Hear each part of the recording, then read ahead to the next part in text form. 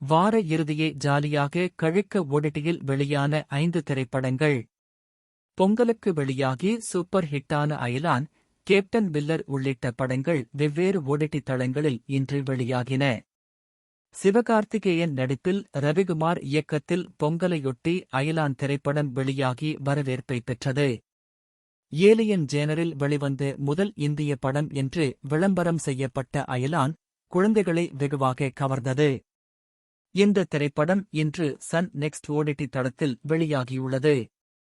பொங்கலையொட்டி வெளியான captain Miller திரைப்படம் நல்ல வரவேற்பை பெற்றது.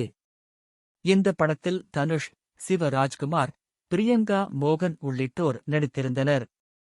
அருண் மாதேஸ்வரன் இயக்கிய இந்த திரைப்படம் இன்று அமேசான் பிரைம் ஓடிடி தளத்தில் வெளியாகியுள்ளது. பொங்கலையொட்டி தெலுங்கில் மகேஷ் பாபு நடித்த குண்டூர் காரம் ரிலீஸானது.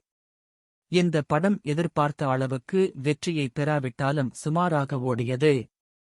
தமன் இசையில் படத்தில் இடம்பெற்ற பாடல்கள் நல்ல வரவேற்பை பெற்றன. இந்த படம் இன்று நெட்ஃபிளிக்ஸ் தளத்தில் வெளியாகியுள்ளது.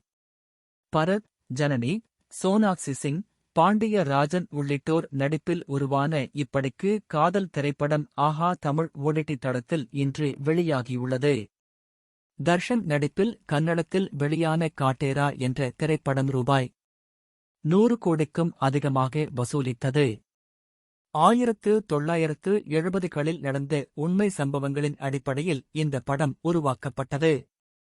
இந்த திரைப்படம் ஜி5 ஓடிடி தளத்தில் வெளியானது.